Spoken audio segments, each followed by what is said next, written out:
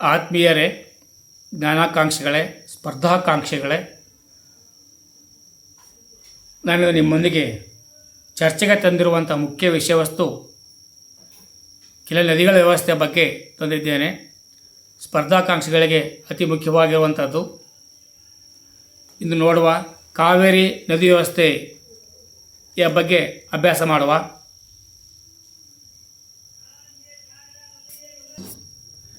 ಕಾವೇರಿ ನದಿಯ ಬಗ್ಗೆ ನೋಡುವ. ಏಕೆಂದರೆ ಕಾವೇರಿನ ಹೇಳ್ತೇವೆ ನಾವು ಕನ್ನಡ ನಾಡಿನವರು. ಕರ್ನಾಟಕದ ಒಡನಾಡಿ, ಕರ್ನಾಟಕದ ಜೀವನಾಡಿ ಕಾವೇರಿ.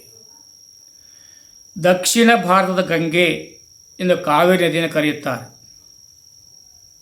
ಗೋದಾವರಿ ಕೃಷ್ಣಾ ನದಿಯ ನಂತರ ಪರ್ಯಾಯ ಪ್ರಸ್ಥಭೂಮಿಯಲ್ಲಿ ಅತಿ ಉದ್ದವಾದ ನದಿ ಎಂದರೆ ಕಾವೇರಿ ನದಿ. ಇದು ಮೂರನೇ ನದಿ. ಕರ್ನಾಟಕದ ದಕ್ಷಿಣ ಭಾಗ ಜೀವನಾಡಿ ಎಂದೇ ಪ್ರಸಿದ್ಧಿಯಾಗಿರುತ್ತದೆ. ಕಾವೇರಿ ನದಿಯು ಪಶ್ಚಿಮ ಘಟ್ಟಗಳ ಕೊಡಗು ಜಿಲ್ಲೆಯ ಬ್ರಹ್ಮಗಿರಿ ಬೆಟ್ಟಗಳ ಭಾಗಮಂಡಲದ ತಲಕಾವೇರಿ ಎಂಬಲ್ಲಿ ಉಗಮ ಹೊಂದುತ್ತದೆ. ಇದು ಪೂರ್ವಾಭಿಮುಖವಾಗಿ ಹರಿದು ತಮಿಳುನಾಡು ರಾಜ್ಯದ ತಂಜಾವೂರು ಸಮೀಪದ ಕಾವೇರಿ ಪಟ್ಟಣದ ಬಳಿ ಬಂಗಾಳ ಕೊಲ್ಲಿನ ಸೇರುತ್ತದೆ. ಅದಕ್ಕೆ ಪೋಂಪ್ ಹಾರ್ ಎಂದು ಕರೀತಾರೆ. ಕರ್ನಾಟಕ ರಾಜ್ಯದಲ್ಲಿ ಹುಟ್ಟಿ ಹರಿಯುವ ಅತಿ ಉದ್ದವಾದ ನದಿ ಕಾವೇರಿ. ಕಾವೇರಿ ನದಿಯ ಒಟ್ಟು ಉದ್ದ 800 ಕಿಲೋಮೀಟರ್. ಒಟ್ಟು ಜಲನಯನ ಪ್ರದೇಶ 81,155 ಚದರ ಕಿಲೋಮೀಟರ್. ಜಲನಯನ ಪ್ರದೇಶ ತಮಿಳುನಾಡು ಮತ್ತು ಪುದುಚೇರಿಗಳಲ್ಲಿ 4,401 ಆದರೆ 54% ತಮಿಳುನಾಡಿನಲ್ಲಾದರೆ ಕರ್ನಾಟಕದಲ್ಲಿ 34,273 ಚದರ ಕಿಲೋಮೀಟರ್ 42% ಅಂತ ಹೇಳ್ತೇವೆ. ಕೇರಳದಲ್ಲಿ 2,866 4% ಜಲನಯನ ಪ್ರದೇಶ ಹೊಂದಿರುವಂಥ 3 ರಾಜ್ಯಗಳು. ಕರ್ನಾಟಕದಲ್ಲಿ ಕಾವೇರಿ ನದಿಯ ಉದ್ದ 320 ಕಿಲೋಮೀಟರ್. ಈ ನದಿಯು ಕರ್ನಾಟಕದ ಕೊಡಗು, ಮೈಸೂರು, ಹಾಸನ, ಮಂಗಳೂರು, ಚಾಮರಾಜನಗರ, ಬೆಂಗಳೂರು, ರಾಮನಗರ ಜಿಲ್ಲೆಗಳಲ್ಲಿ ತನ್ನ ಜಲನಯನ ಪ್ರದೇಶ ವ್ಯಾಪ್ತಿಯನ್ನು ಹೊಂದಿದೆ. ಕಾವೇರಿ ನದಿಯು ತಮಿಳುನಾಡು ರಾಜ್ಯದ ಅತ್ಯಂತ ಉದ್ದವಾದ ನದಿಯಾಗಿದೆ. ಆ ರಾಜ್ಯಕ್ಕೋಸ್ಕೊಂಡು ಅತ್ಯಂತ ಉದ್ದವಾದ ನದಿ. ಈ ನದಿಯನ್ನು ತಮಿಳುನಾಡಿನಲ್ಲಿ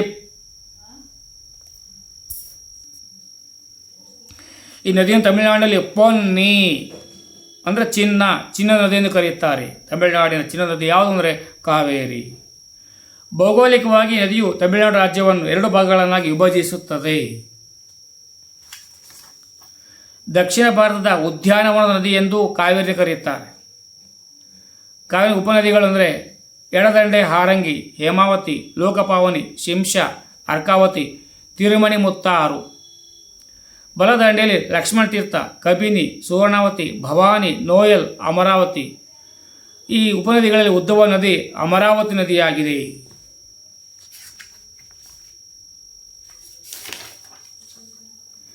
ಈ ನದಿ ದ್ವೀಪಗಳನ್ನು ಸೃಷ್ಟಿ ಮಾಡಿದೆ. ಯಾವುದಂದರೆ ಆದಿರಂಗ, ಮಧ್ಯರಂಗ, ಅಂತ್ಯರಂಗ. ಆದಿರಂಗ ಇರತಕ್ಕಂಥದ್ದು ಶ್ರೀರಂಗಪಟ್ಟಣ, ಮಂಡ್ಯ. ಮಧ್ಯರಂಗ ಇರತಕ್ಕಂಥದ್ದು ಶಿವನ ಸಮುದ್ರ, ಚಾಮರಾಜನಗರ. ಅಂತ್ಯರಂಗ ಇರತಕ್ಕಂಥದ್ದು ತಿರುಚನಾಪಲ್ಲಿ ದೇವಾಲಯ, ರಂಗನಾಥ ಸ್ವಾಮಿ ದೇವಾಲಯ. ಜಲಪಾತಗಳು ಗಗನಚುಕ್ಕಿ ಮಂಡ್ಯ, ಭಾರಚುಕ್ಕಿ ಚಾಮರಾಜನಗರ, ಶಿವನ ಸಮುದ್ರ ಚಾಮರಾಜನಗರ, ಚುಂಚನಕಟ್ಟೆ ಮೈಸೂರು, ಅಬ್ಬಿ ಜಲಪಾತ ಮಡಿಕೇರಿ, ನಿಸರ್ಗಧಾಮ ಜಲಪಾತ ಕೊಡಗು, ಇರುಪ್ಪು ಜಲಪಾತ ಲಕ್ಷ್ಮಣತೀರ್ಥ, ಶಿಂಷಾಪುರ ಮಂಡ್ಯ, ಹೊಗೆನಕಲ್ ತಮಿಳುನಾಡು. ದಕ್ಷಿಣ ಭಾರತದ ನಯಾಗರ ಅಂತ ನಾವು ಹೇಳ್ತೇವೆ. ದಕ್ಷಿಣ ಭಾರತದ ಭತ್ತದ ಪಾತ್ರೆ ಅಂದರೆ ಕಾವೇರಿ ನದಿಯನ್ನು ಕರೀತಾರೆ. ಇದು ದೇಶದ ಅತ್ಯಂತ ಫಲವತ್ತಾದ ಕೃಷಿ ವಲಯಗಳಲ್ಲಿ ಒಂದಾಗಿದೆ. ಕಾವೇರಿ ನೀರಿನಿಂದ ತಮಿಳುನಾಡಿನಲ್ಲಿ ಏನು ಬೆಳೆಯಲಾಗುತ್ತದೆ? ಅಲ್ಪಾವಧಿ ಬೆಳೆ ಕುರುವೈ ಭತ್ತ. 3 ಲಕ್ಷ ಎಕರೆ ಜೂನ್ನಿಂದ ಸೆಪ್ಟೆಂಬರ್ ತಿಂಗಳಲ್ಲಿ ಬೆಳೀತಾರೆ. 120ರಿಂದ 135 ದಿನಗಳ ಕಾಲ ದೀರ್ಘಾವಧಿ ಬೆಳೆ ಬೆಳೀತಾರೆ. ಆ ಭತ್ತಕ್ಕೆ ಸಾಂಬಾ ಬೆತ್ತ. ಆಗಸ್ಟ್ ಜನವರಿವರೆಗೆ ನೋಡಿ, ಕುರುವೈ ಬೆತ್ತ ಮತ್ತು ಸಾಂಬಾ ಭತ್ತಗಳು ಉತ್ಪಾದನೆ ಆಗ್ತಕ್ಕಂಥ ತಮಿಳುನಾಡಿನಲ್ಲಿ. ಈ ಕಾವೇರಿ ದಂಡೆಯಲ್ಲಿ ಒಂದು ದೇವಾಲಯಗಳು ನೋಡ್ಕೊಂಡು ಬರೋದ್ರೆ ಬಗಂಡೇಶ್ವರ ಕಾವೇರಿ ನದಿ, ನಂಜುಂಡೇಶ್ವರ ದೇವಾಲಯ ಕಬಿನಿ ನದಿ, ತಂಜಾವೂರಿನಲ್ಲಿ ಬೃಹದೇಶ್ವರ ದೇವಾಲಯ ಕಾವೇರಿ ನದಿ, ಗಂಗೆಕೊಂಡ ಚೋಳಪುರಂ ದೇವಾಲಯ ಕಾವೇರಿ ನದಿ.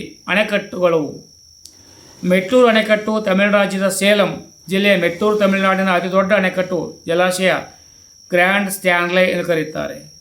ಕಲನೈ ಅಣೆಕಟ್ಟು ತಮಿಳುನಾಡಿನ ತಂಜಾವೂರು ಅತ್ಯಂತ ಹಳೆಯ ಅಣೆಕಟ್ಟು. 2ನೇ ಶತಮಾನದಲ್ಲಿ ಚೋಳರಾಜ ಕರಿಕಾಲನಿಂದ ನಿರ್ಮಿಸಲ್ಪಟ್ಟ ಬಂಗಾಯದ ನೀರಾವರಿ ಯೋಜನೆ ತಮಿಳುನಾಡು. ಕೃಷ್ಣರಾಜ ಸಾಗರ ಅಣೆಕಟ್ಟು ಕಾವೇರಿ ನದಿಗೆ ಮಂಡ್ಯ ಜಿಲ್ಲೆ ಶ್ರೀರಂಗಪಟ್ಟಣ ತಾಲೂಕಿನ ಕನ್ನಂಬಾಡಿ ಜಲಾಶಯ. ಕೃಷ್ಣರಾಜ ಸಾಗರ ನಾಲ್ವಡಿ ಕೃಷ್ಣರಾಜ ಒಡೆಯರ್ ಅವರ ಹೆಸರನ್ನು ನೀಡಲಾಗಿದೆ. ಕಬಿನಿ ಅಣೆಕಟ್ಟು ಮೈಸೂರು ಜಿಲ್ಲೆಯ ಎಚ್ ಡಿ ಕೋಟೆ ಬಿದರಳ್ಳಿ ಕಬಿನಿ ನದಿಗೆ ನಿರ್ಮಿಸಲಾದ ಅಣೆಕಟ್ಟಾಗಿದೆ.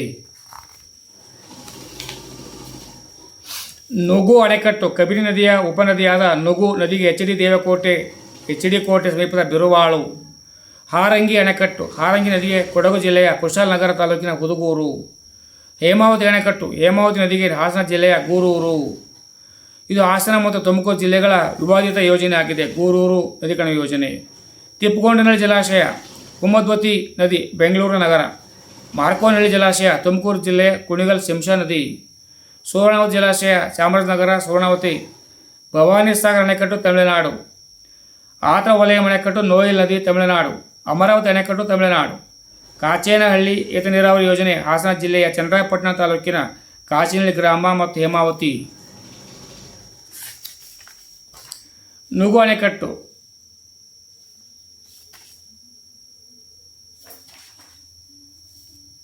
ಕಾವೇರಿ ನದಿ ಜಲನಯನ ಪ್ರದೇಶದ ರಾಷ್ಟ್ರೀಯ ಉದ್ಯಾನವನಗಳು ಯಾವುವಂದರೆ, ಒಂದು ಮಧುಮಲೈ, ಮೋಯಾರ್ ನದಿ, ಇಂದಿರಾ ಗಾಂಧಿ ಅಮರಾವತಿ ನದಿ, ನಾಗರಹೊಳೆ ಕಬಿನಿ ನಾಗರಹೊಳೆ ನದಿ, ಬಂಡೀಪುರ ಕಾವೇರಿ ಕಬಿನಿ ನದಿ, ಬನ್ನೇರುಘಟ್ಟ ಸುವರ್ಣಮುಖಿ ನದಿ. ಕಾವೇರಿ ನದಿ ಜಲನಯನ ಪ್ರದೇಶದ ವನ್ಯಜೀವಿ ಅಭಯಾರಣ್ಯಗಳು ಯಾವ ಬರ್ತಾವೆ ಅಂದರೆ, ತಲಕಾವೇರಿ ವನ್ಯಜೀವಿ ಧಾಮ ಕೊಡಗು, ನಿಸರ್ಗಧಾಮ ವನ್ಯಜೀವಿ ಧಾಮ ಕೊಡಗು, ದುಬಾರೆ ವನ್ಯಜೀವಿ ಧಾಮ ಕೊಡಗು, ಕಾವೇರಿ ವನ್ಯಜೀವಿ ಧಾಮ ರಾಮನಗರ ಚಾಮರಾಜನಗರ, ಮಲೆ ಮಹದೇಶ್ ವನ್ಯಜೀವಿ ಧಾಮ ಚಾಮರಾಜನಗರ, ಬಿಳಿಗಿರಿ ರಂಗನಾಥ ಸ್ವಾಮಿ ವನ್ಯಜೀವಿ ಧಾಮ ಚಾಮರಾಜನಗರ, ನುಗು ವನ್ಯಜೀವಿ ಧಾಮ ಮೈಸೂರು. ಪಕ್ಷಿಧಾಮಗಳು ರಂಗನತಿಟ್ಟು ಮಂಡ್ಯ ಅತಿ ದೊಡ್ಡ ಮತ್ತು ಮೊದಲ ಪಕ್ಷಿಧಾಮ, ರಾಜ್ಯದ ಮೊದಲ ರಾಮ್ಸರ್ ತಾಣ ಅಂತ ಕರಿತೇವೆ. ಕೊಕ್ಕರೆಬೆಳ್ಳೂರು ಮಂಡ್ಯ ಏಕೈಕ ಸಮುದಾಯ ಮೀಸಲು ಪ್ರದೇಶ. ಆದಿಚುಂಚನಗಿರಿ ಮಂಡ್ಯ. ಶಿವನ ಸಮುದ್ರ ಮಂಡ್ಯ. 16 ಸರೋವರ ಮೈಸೂರು ಕಪಿಲಾ ನದಿ, ಭೀಮೇಶ್ವರಿ ಮೈಸೂರು ಬಳಿ ಹರಿಯುತ್ತದೆ. ಕಾವೇರಿ ನದಿ ವಿವಾದದ ಇತಿಹಾಸ 1892ರಿಂದ ಬಂದಿದೆ. ಮದ್ರಾಸ್ ಮತ್ತು ಮೈಸೂರು ರಾಜ್ಯಗಳು ಸಮಾನ ಹಂಚಿಕೆಗಾಗಿ ಪರಸ್ಪರ ಒಪ್ಪಂದ ಮಾಡಿಕೊಂಡವು. 1924ರ ಒಪ್ಪಂದವು ಮೈಸೂರು ಕೃಷ್ಣರಾಜ ಸಾಗರ ಅಣೆಕಟ್ಟು, ಮದ್ರಾಸ್ ಮೆಟ್ರೋ ಅಣೆಕಟ್ಟು ನಿರ್ಮಾಣಕ್ಕೆ ಅವಕಾಶ ಮಾಡಿಕೊಟ್ಟಿತ್ತು. 1958ರ ಕರ್ನಾಟಕಕ್ಕೆ ಹಾರಂಗಿ ಕಬಿನಿ ಹೇಮಾವತಿ ಅಣೆಕಟ್ಟುಗಳನ್ನು ನಿರ್ಮಿಸಿತ್ತು. 1892ರಿಂದ 1924ರ ಒಪ್ಪಂದಗಳಲ್ಲಿ ಇದಕ್ಕೆ ಅವಕಾಶವಿರಲಿಲ್ಲ. 1970 ತಮಿಳುನಾಡು ಸರ್ಕಾರವು ಯೋಜನೆಗಳ ಅಕ್ರಮ ನಿರ್ಮಾಣ ಎಂದು ಕೇಂದ್ರದೊಳಗೆ ವಾದ ಮಂಡಿಸಿತು. ನಂತರ ಅಂತಾರಾಜ್ಯ ಜಲ ವಿವಾದ ಕಾಯ್ದೆ 1956 ಅಡಿಯಲ್ಲಿ ವಿವಾದವನ್ನು ನ್ಯಾಯಮಂಡಳಿಗೆ ಉಲ್ಲೇಖಿಸಲು ಕೋರಿತು. ಮುಂದಿನ ವರ್ಷ ರಾಜ್ಯವು ನ್ಯಾಯಮಂಡಳಿ ಸ್ಥಾಪಿಸಲು ಸುಪ್ರೀಂ ಕೋರ್ಟ್ಗೆ ಮೊರೆ ಹೋಯಿತು. 1973-85ರ ರಾಜ್ಯಗಳು ಮತ್ತು ಕೇಂದ್ರದ ನಡುವೆ ಹಲವು ಗಲಭೆಗಳು ನಡೆದವು. ಆದರೆ ವಿವಾದವನ್ನು ಸೌಹಾರ್ದಯುತವಾಗಿ ವ್ಯಕ್ತಪಡಿಸಲು ಸಾಧ್ಯವಾಗಲಿಲ್ಲ. 1986-1990 ಸುಪ್ರೀಂ ಕೋರ್ಟ್ 1990ರಲ್ಲಿ ಕಾವೇರಿ ಜಲನಯನ ನ್ಯಾಯಮಂಡಳಿಯನ್ನು ರಚಿಸುವಂತೆ ಕೇಂದ್ರಕ್ಕೆ ನಿರ್ದೇಶನ ನೀಡಲಾಯಿತು.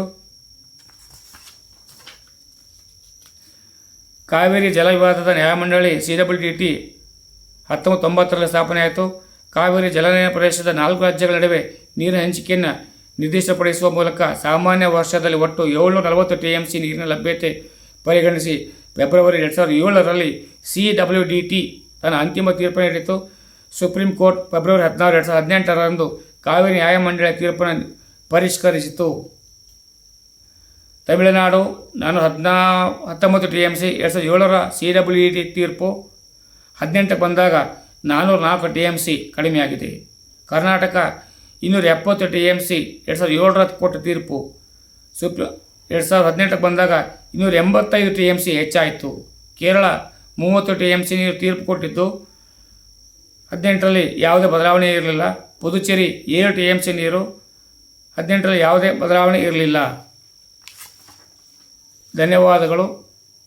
ಮನನ ಮಾಡಿ ಮಂಥನ ಮಾಡಿ ಪರೀಕ್ಷೆ ಬಂದ ಒಂದು ವೇಳೆ ಈ ವಿಷಯ ಬಂದಿದ್ದೆ ಆದರೆ ನನ್ನ ಶ್ರಮ ಸಾರ್ಥಕ ಅಂದುಕೊಳ್ತೇನೆ. ಜೈ ಕನ್ನಡ, ಜೈ ಭಾರತ್ ಮಾತೆ.